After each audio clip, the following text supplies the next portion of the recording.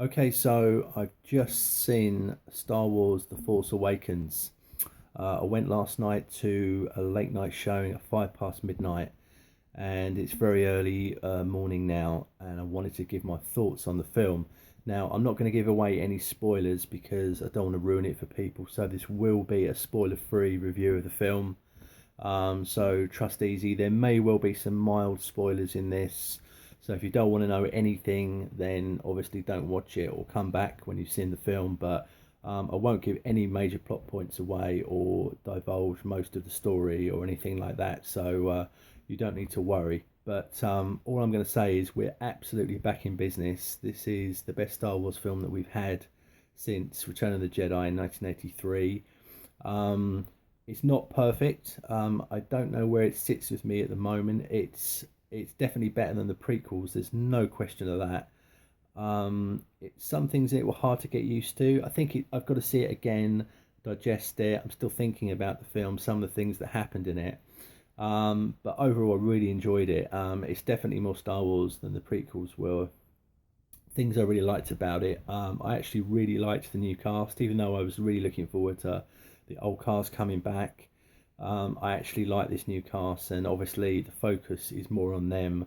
And going forward, they're going to really propel the story. Daisy Ridley is really good. John Boyega is really good, but the one I liked the most was actually Oscar Isaac as Poe Dameron.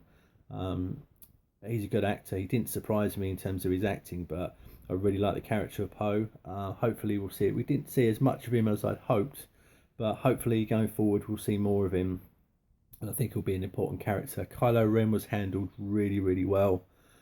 He's not just a Vader clone. Um, uh, Without giving too much away, his motivations are quite. Uh, Although you don't find everything out about him, um, he's a different character from Vader, and I think he's a more I'm not going to say complex character, but certainly there's differences there, and I think going forward he will be a great bad guy. Um, Everyone was, I mean, really, you could call this film um, Han Solo's Smuggler's Adventure because really Han Solo is the focus really of this film. He Harrison Ford is in this. I would say probably about three quarters of this movie as Han Solo. So you've got a lot of Han in this movie if you're a big Han Solo fan like me. Um, there was a couple of little minor quibbles. The guy, I mean, Peter Mayhew plays Chewie, but he plays Chewie because if you don't know, Peter Mayhew can't really walk these days. So anything where Chewie runs or he's walking, it's not going to be Peter Mayhew. Peter Mayhew only is Chewie when he's sitting down in the Millennium Falcon. And I bashed Peter Mayhew a little bit for a while because I thought, well, he's not he's not an actor. He doesn't really bring anything to Chewie, but actually he does because obviously this new person that plays Chewie, some of the mannerisms, the way he moves, things like that didn't quite sit well with me. But things like that, the minor quibbles. Um, uh, the effects were really good. Some of the rumors, if you've been following the rumors, some of the rumors are true, some are false. John Williams' score was good. It wasn't great, but it was better than the prequel scores largely. I need to really hear it in isolation. There was a couple of themes that popped up here and there that I did kind of remember, but of course I was really focusing on the film and not the music, so I'd really like to hear the score in isolation. But his music here is largely better than the work in the prequels, and of course it really feels like Star Wars.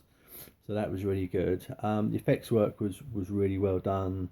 There was a couple of bits where it did go over CGI, and then it pulled back. It feels less CGI than than the prequel films. But overall, I thought this was a really good return to form.